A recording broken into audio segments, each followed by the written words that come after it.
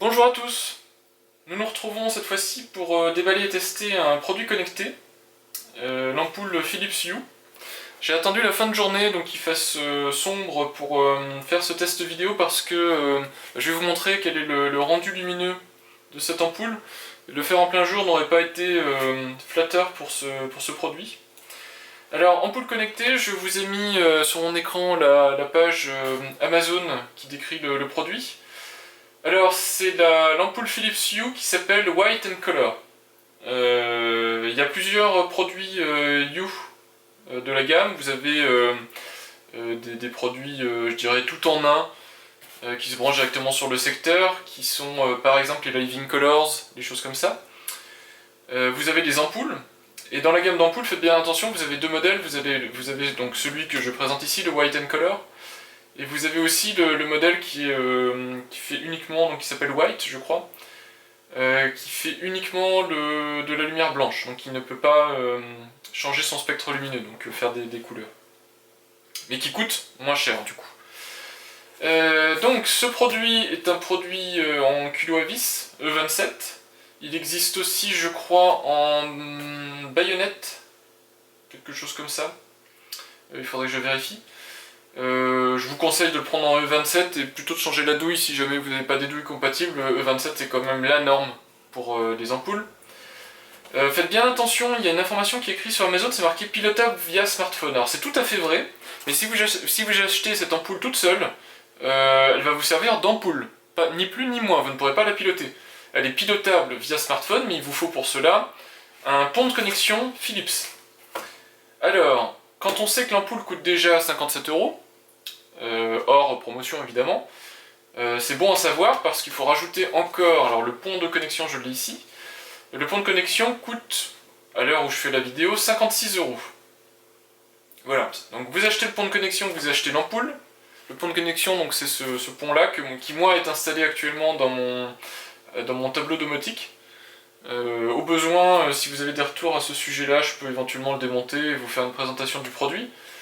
Voilà. Mais en tout cas, vous en aurez besoin pour piloter votre ampoule. Alors, ce qu'il faut savoir, c'est que si jamais vous avez cette ampoule-là et que vous n'avez pas le pont domotique, ce qui va se passer, c'est que quand vous allez actionner votre interrupteur, l'ampoule va s'allumer. Pas à pleine puissance, il me semble qu'elle doit s'allumer à quelque chose comme 90% de sa puissance lumineuse, il me semble en tout cas. Et puis bah, évidemment, quand vous coupez l'interrupteur, elle s'éteint, donc elle fonctionne comme une ampoule traditionnelle quasiment. Mais vous ne pouvez piloter ni la chaleur de sa lumière, ni la couleur. Alors c'est aussi du coup un inconvénient du produit. C'est un des seuls inconvénients quasiment que j'ai trouvé sur ce produit-là, mais c'est un inconvénient. Si vous avez une coupure de courant et que vous n'utilisez plus vos interrupteurs muraux pour allumer ou éteindre vos ampoules, ce qui va se passer, c'est que toutes les ampoules de la maison Philips Hue vont se rallumer. Tout ça pour faire donc une aparté rapide. Si ce que vous cherchez, c'est un produit pour piloter de manière domotique vos ampoules domestiques, je vous conseille plutôt de partir sur des interrupteurs connectés du genre interrupteur Z-Wave qui vont allumer et éteindre des ampoules traditionnelles. Ça marche très bien. Et puis ça fonctionne très bien en cas de coupure de courant, puisque c'est un état la plupart du temps, et c'est capable de remonter un état. Ces ampoules-là peuvent servir aussi à ce genre d'utilisation, mais pour moi c'est plus des ampoules qui servent à créer une ambiance dans votre pièce. Voilà. Et c'est d'ailleurs clairement là-dessus que communique Philips, puisque je vous montrerai l'application, la nouvelle application d'ailleurs, Philips Hue, qui est sortie il y a 2 semaines je crois maintenant. Et c'est clairement pour mettre en place des ambiances lumineuses dans votre domicile. Voilà, donc je m'attaque au déballage. Donc, ceci est un déballage du produit Philips Hue en déballé sans s'énerver d'Amazon. Donc produit carton. Vous avez aussi un emballage traditionnel Philips qui est qui doit être aussi cartonné, il me semble, de ce que j'ai vu dans les magasins. C'est un emballage cartonné, mais il prendra peut-être un petit peu plus de temps à ouvrir, je n'en sais rien. Donc le produit ressemble à ça, donc emballage cartonné. Ici vous avez donc des informations produits avec le modèle, etc. En dessous, les informations énergie, c'est une ampoule LED, donc ampoule A+. Elle éclaire 60 watts, ce qui correspond à 806 lumens. C'est un peu juste pour éclairer une pièce, hein. Je dois dire que j'en ai une qui est en plafonnier, c'est un peu léger. Par contre, contrairement à des ampoules fluo compactes, et bah, tu as un allumage instantané, donc elle éclaire tout de suite au maximum de sa puissance. Donc, ouverture sans scénario. Alors normalement, si le produit n'avait pas été pré-déballé par moi, j'aurais juste eu à donner un petit coup de ciseaux ici pour ouvrir le ruban adhésif. Et l'ampoule s'ouvre comme ceci. Vous avez dans l'emballage le manuel. Alors franchement le manuel c'est une ampoule, donc en gros ce qui vous est décrit dedans c'est il faut la visser sur votre lampe. Voilà. Alors il y a des informations sur la durée de vie du produit, qui sont aussi d'ailleurs je les ai vues reportées sur le produit en lui-même. Il est donné pour 25 000 heures de fonctionnement et 50 000 on-off. Ça peut paraître beaucoup, je sais pas si vous allez aller jusqu'à cette durée là. Voilà, et voilà le produit en lui-même. Alors évidemment ça ne rendra pas à la vidéo, mais le produit est plutôt lourd comparé à une ampoule, hein, c'est vraiment lourd puisque vous avez un corps qui me semble être en métal, ici toute cette partie là est métallique, et cette partie là qui est au-dessus est en verre, c'est la partie qui permet de diffuser la lumière, donc éviter que vous ayez une luminosité trop percevable. Je sais pas comment sont les LED à l'intérieur, mais vous devez avoir un tas de LED visibles, donc déjà vous ne les voyez pas, ça permet de créer un flux lumineux uniforme. Voilà, donc on voit que c'est une ampoule qui est plutôt directive puisque c'est pas un bulbe comme certaines ampoules, on voit vraiment que c'est une ampoule qui est plutôt censée, plutôt type spot en tout cas, qui émet plutôt de la lumière un peu sur les côtés mais surtout sur le dessus. Voilà, et puis comme je le disais, culot à vis. Voilà le produit. Bon, qui est ma foi plutôt élégant, on dirait un corps en aluminium. Voilà. Alors on va passer maintenant au test du produit. Alors, je ne vais pas me focaliser sur l'appairage de ce produit, mais toutefois je vais en dire deux mots. Vous avez deux possibilités de le faire via l'application Philips Hue. Vous pouvez le faire soit en mode découverte, donc en gros vous vissez votre produit sur votre lampe, et puis vous l'allumez, et vous pouvez ensuite détecter cette nouvelle ampoule via l'application. Honnêtement, ça n'a pas très bien marché pour moi. Je l'ai fait plusieurs fois sur plusieurs ampoules, puisque j'en ai pas qu'une dans mon domicile. Ça a fonctionné, hein, mais ça fonctionne pas de manière très efficace. Je dirais que la plupart du temps, elle n'est pas détectée du premier coup, et puis sachant qu'il faut attendre, je crois, 1 à 2 minutes avant de pouvoir relancer une détection, c'est un peu long. Voilà, donc je vous conseille pas ce choix-là. Vous avez un autre mode, alors sur le côté de la lampe, je vous montre pas parce que je sais pas si ces codes-là sont je crois que c'est des numéros de série, donc je vais éviter. Mais sur le côté de la lampe, à côté de l'indication CE, vous avez un code alphanumérique à 6 caractères. Vous prenez ce code-là, donc qui est inscrit ici. Dans l'application, vous le reportez, donc c'est juste avec votre clavier de smartphone, vous tapez ces 6 caractères. La lampe va être découverte instantanément et ça fonctionne très bien. Voilà, donc je vous conseille ce mode d'appairage là, et je le répète, il vous faut un smartphone et un bridge, sinon un pont, sinon ça ne fonctionne pas. Voilà, je vais faire une petite coupure, je vais connecter cette lampe sur ma lampe de bureau, et puis je vais vous montrer à quoi ressemble à peu près le rendu lumineux de cette lampe. Voilà, je vous retrouve dans un instant.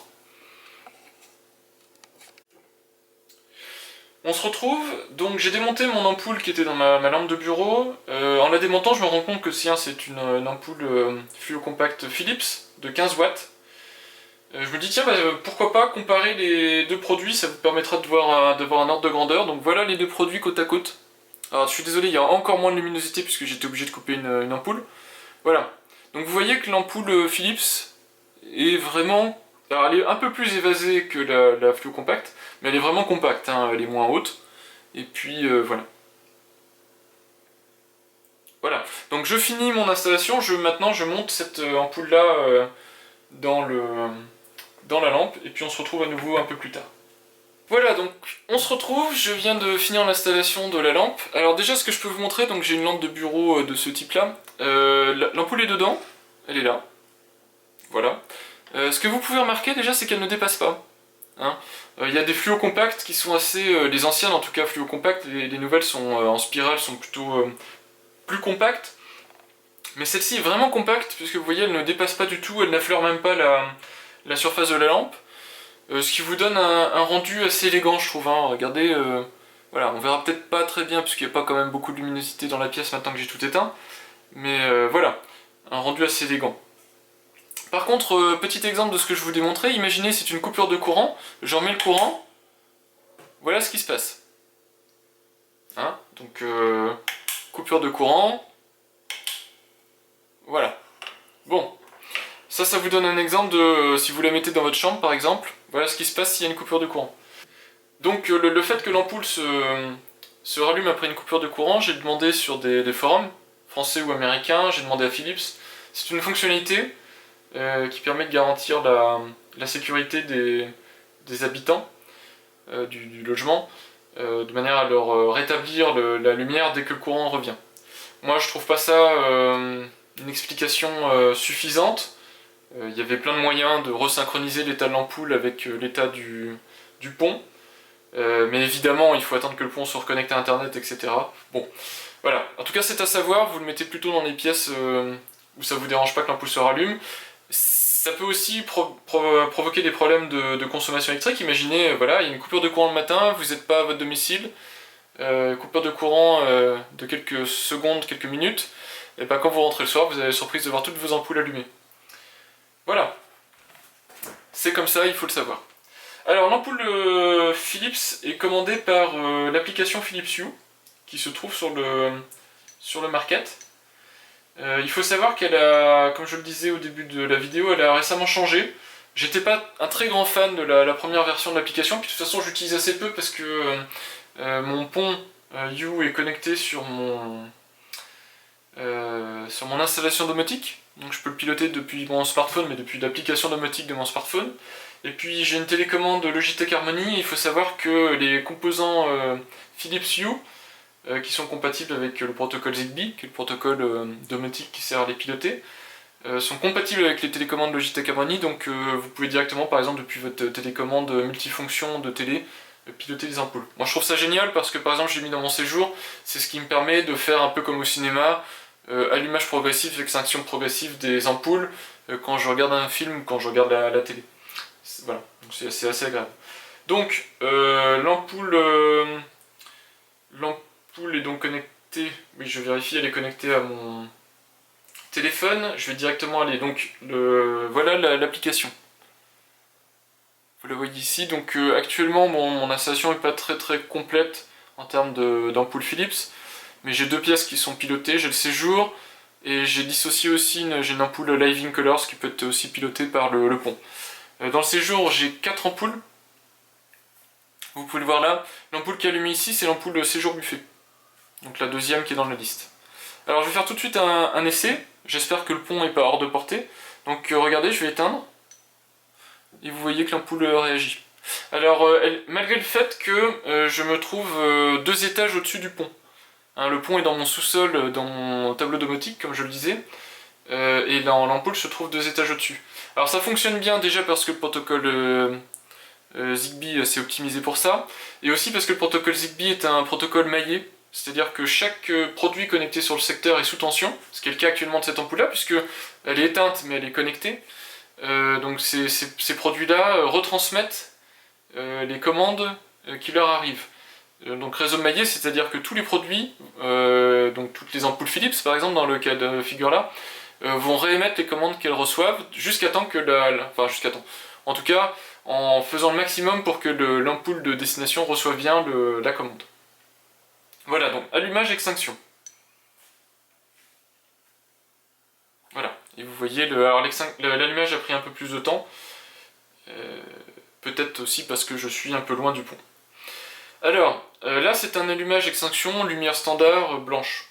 Et par rapport à la gamme en dessous qui doit coûter qu'une vingtaine d'euros l'ampoule, je crois, en ampoule Philips Hue White, c'est que vous pouvez déjà modifier la couleur du blanc. Alors vous voyez ici sur mon application, vous avez 3 modes. À gauche vous avez la couleur, au milieu vous avez le blanc, et à droite vous avez des recettes, c'est-à-dire que vous pouvez faire des ambiances à partir du moment où vous avez plusieurs ampoules dans la même pièce. Alors pour l'histoire du blanc, c'est assez intéressant, ça vous permet d'avoir, alors je vais vous faire exprès un blanc très chaud. Voilà, vous voyez l'ambiance vient de se réchauffer d'un coup hein, dans cette vidéo. Blanc très chaud, c'est très intéressant quand par exemple vous voulez un peu une atmosphère un peu sereine, un peu calme. un blanc chaud et plutôt reposant, plutôt apaisant. Je sais pas, lire des livres, etc. Si vous travaillez, vous pouvez passer en blanc froid. Donc là, vous voyez, c'est blanc froid, c'est un blanc assez pur qui tend vers le bleu. Hein, je vais essayer de vous orienter un peu plus en plus pour que vous puissiez voir la différence. Je remettrai après ça, voilà. Blanc froid et blanc chaud. Donc là, bien sûr, je suis à des extrêmes. Hein. Après ça, vous pouvez faire varier entre les deux, en fonction de votre préférence. Voilà, vous choisissez précisément le type de blanc que vous voulez. C'est vraiment pratique, hein. Moi je l'utilise assez régulièrement parce que mon séjour me sert et à travailler et à me détendre, à regarder la télé, à lire un livre, etc. Le blanc froid est vraiment très agréable quand vous travaillez, quand vous devez vous concentrer sur quelque chose. Ça a un rendu vraiment intéressant sur des pages blanches par exemple. Le blanc chaud est aussi très intéressant pour vous donner une atmosphère plus calme. Ensuite je vais passer sur la partie couleur. Alors vous voyez là la partie couleur, voilà, vous avez une palette de couleurs. Et donc par exemple si je veux du rouge, voilà, je peux créer une ambiance rouge. Et puis ensuite si je tourne comme ça, je peux avoir du violet, du bleu. Voilà, là je tends vers le bleu ciel, je vais tendre tout doucement vers du vert, du jaune, vous voyez, de plus en plus jaune, de l'orange, et puis je reviens sur du rouge. Alors bien sûr, tout cela est complètement modifiable. C'est-à-dire au milieu vous avez une zone blanche, donc on voit que la lumière est plutôt blanche, et puis plus vous allez aller vers une couleur, disons le rouge, plus la couleur va devenir rouge. Mais vous voyez, c'est très progressif. Hein. Voilà. Ce qui permet vraiment de créer des ambiances sur mesure. Voilà, moi j'ai 3 points de lumière, pardon, j'ai un lampadaire à 2 lampes, j'ai un lampadaire à l'autre bout de la pièce, j'ai un plafonnier. Ah oui, et puis j'ai la Living Color, ce qui fait bien 4 points de lumière. Ça permet vraiment d'avoir quelque chose de très très sympa dans la pièce. La dernière partie est la partie recette. Vous voyez que là j'en ai 4 de configurés, il y en a beaucoup plus qui arrivent en standard. Ça vous permet très rapidement, donc ça pilote aussi les autres lampes, donc là ça doit être assez rigolo en bas parce que ça doit changer de toutes les couleurs. Donc vous avez un mode détente où j'ai choisi quelque chose de plutôt blanc chaud, vous voyez. Un mode lecture où j'ai quelque chose de plutôt blanc froid. Vous avez un mode concentration encore plus froid et un mode stimulation. Voilà. Vous pouvez aussi créer vos propres recettes. Alors ça s'appelle le scénario je crois, voilà. Et vous avez ici des exemples de scénarios. Alors, par exemple coucher de soleil, il y a les couchers de soleil sur la savane, voilà le mode. Et ensuite ce qui est assez rigolo c'est que vous pouvez l'éditer. Alors je vais essayer de le faire voilà comme ça. Et puis vous pouvez placer à certains endroits, vous avez des petits curseurs. Voilà. Donc vous avez des petits curseurs et puis vous pouvez placer vos ampoules à différents endroits sur la photo.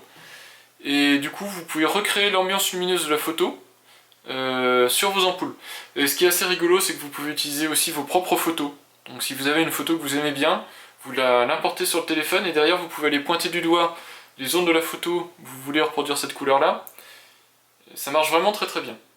Et l'application, vraiment l'application V2 de Philips, si jamais quelqu'un de Philips regarde cette vidéo, bravo. Par rapport à ce qu'était la V1, que vraiment je n'aimais pas du tout, la V2 est vraiment vraiment vraiment très bien. Je vais essayer de vous remettre un blanc un peu plus froid, voilà, qu'on se voit bien. Rapidement, ah oui, j'ai oublié de valider. Alors si, il y a quand même un petit truc qui m'énerve dans cette application là, c'est que vous voyez là j'ai fait ça, puis j'ai fait retour ne valide pas. Il faut vraiment appuyer sur valider, et là l'ampoule garde la configuration. Pour finir sur l'application, vous avez routine qui est assez intéressante, vous pouvez automatiquement sur la position de votre téléphone faire en sorte que vos ampoules dans le logement s'éteignent et s'allument, donc s'éteignent quand vous partez, s'allument quand vous revenez. Vous avez un mode réveil, alors moi je l'utilise pas du tout, parce que déjà je vous l'ai dit, je vous conseille pas de mettre cette ampoule là dans votre chambre, en cas de coupure de courant c'est pas super agréable, et puis surtout j'ai un réveil Philips aube lumineuse qui fait ça très bien, mais le mode réveil vous permet de créer un réveil, donc vous dites par exemple je vais te réveiller à 7h du matin, ces jours-ci, voilà, lundi, mardi, mercredi, jeudi, vendredi, les jours travaillés par exemple, enfin, sauf si vous n'avez pas de chance et que vous travaillez le samedi et le dimanche, et puis comme une aube lumineuse vous avez ici transition. Et transition vous permet de choisir, donc ici par défaut c'est 30 minutes, vous avez 10, 20, 30 minutes, en combien de temps l'ampoule va arriver au maximum de sa luminosité. C'est vraiment très bien, voilà, ça vous réveille progressivement par la lumière, Moi, le réveil que j'ai est effectivement assez efficace. Alors, il me réveille assez rapidement quand même, malgré le fait qu'il est censé s'allumer progressivement.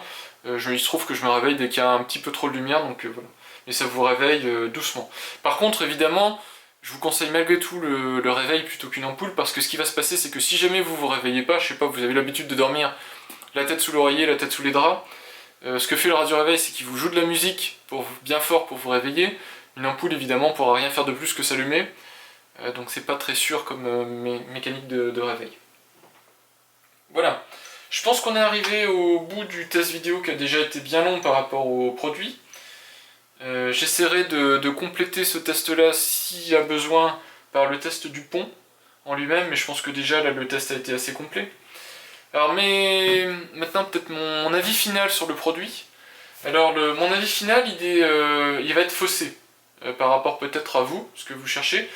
Parce que déjà moi j'utilise le produit depuis un petit moment, donc j'ai déjà vu les limitations du produit et les avantages. Alors clairement, si vous cherchez un produit de type ampoule LED pour allumer votre... pour éclairer votre domicile, ne choisissez pas ce produit-là, c'est pas fait pour ça.